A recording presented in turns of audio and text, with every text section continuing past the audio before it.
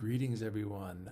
My name is Joshua Schultz, and I'll be your professor this term for our intensive session of ED 681, which is called Introduction to, or it's Principles and Practices of ESOL, and it is designed as an introductory course for those who are in the EMAT program or who are graduate students who need the required course in ESOL. ESOL stands for English to Speakers of Other Languages. I'll tell you a little bit more about the course in a second. I just wanted to give you a little brief rundown on who I am. And in this video, I'll tell you a little bit of who I am, tell you a little bit about the course, tell you a little bit about the expectations, what you can expect from me, what I can expect from you, etc.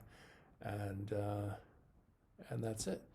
So I have been in the field of ed and language education for about 15 years before joining the faculty at WU about 4 or 5 years ago and earning my doctorate at UMass. I was also a professor in Nevada, and I was a classroom teacher primarily for a good deal of my youth.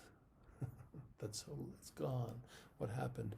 Okay, no, 12 years I was in the classroom, primarily in elementary settings, but in K to 8 schools as well, although I have taught high school and I have taught adults, so I have a wealth of experience in teaching language, both English as a foreign language. I taught in Warsaw, Poland, at an international school setting for students that were Polish and Indonesian and Vietnamese and Russian and Finnish. It was great. It was fantastic.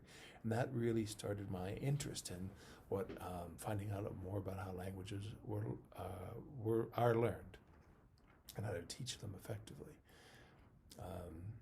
I was, as I mentioned, a classroom teacher in Boston, Massachusetts for quite a long time. I also worked in professional development there, working with new teachers as a new teacher developer. I was a second and third grade teacher in Florida for many years in Osceola County, outside of Disney World, where there are a large number of there's a large Puerto Rican community there, and so I've worked with linguistically and culturally diverse students for quite a long time and love it. Absolutely love it. My own language learning experience includes a long time studying Spanish in Argentina and Costa Rica and Mexico and a few other places. I've been all around Latin America and Spain, and really enjoy learning about language and learning about different cultures and learning about myself through that.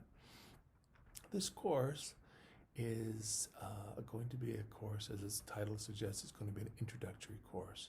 Every teacher in the state of Oregon needs to take this course.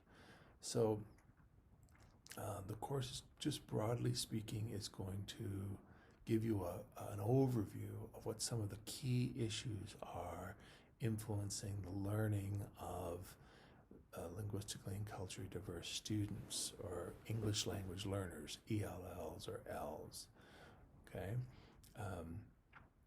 the course is going to delve deep into topics about families, how to support families, how to create a culture of respect, a climate of respect for culturally and linguistically diverse students in your classroom. Find out a little bit more about the logistics of who our English language learners are, because they're not, of course, one body of students. It's not a monolithic body. It's a very diverse group. Especially in Oregon, we have a large Latino Hispanic community, which is comprised of folks that were born here and speak another language, like Spanish at home.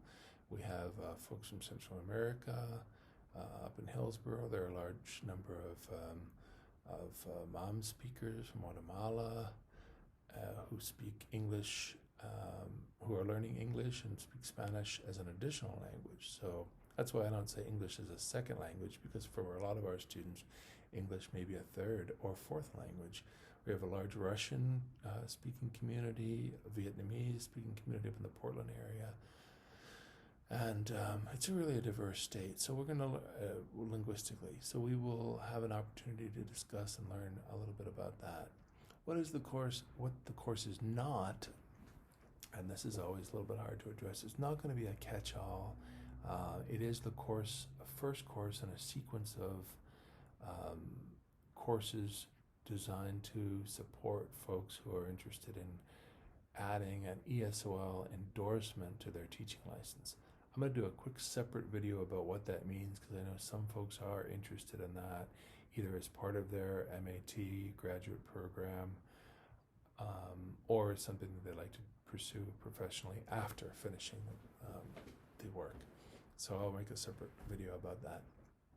So you're not going to learn every single thing about English teaching from this particular course, or about language. When I've learned all that, I'll tell you.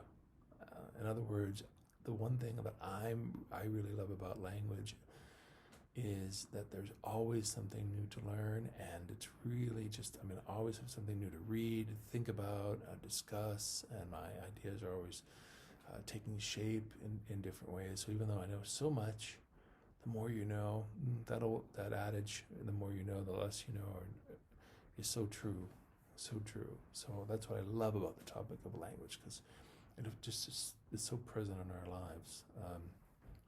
Anyhow, so just in short, that is what the course is about, and I have expectations that you'll be engaged. You'll try your best to communicate. It's online. I understand that it's intense in the fact that it's only a 3-week course, and that's a lot of material to cover. I'm not someone who feels like we have to cover everything or address every single thing under the sun. I'd rather we go in depth with certain topics. We will there are about 8 key objectives of the course related to family, language learning, theory, assessment, climate, classroom climate, strategies, etc. The assignments, which are outlined in the syllabus, are all designed to meet those objectives. And I'm trying to do it in a mindful way. As a graduate student, I think your biggest responsibility individually will be to think and read and make connections with what you're reading about, with your own developing philosophy of teaching. Okay. As soon as I shut this video off, I'm going to think of 10 other things that I want to tell you, but that's okay. As for expectations, please do the best you can to read and engage and communicate with me. If anything is unclear, I'm on the other end of the email. I'm here, I'm present. Monday through Friday, I will be as present as possible and engaged. I try to disengage on the weekends for my own mental health.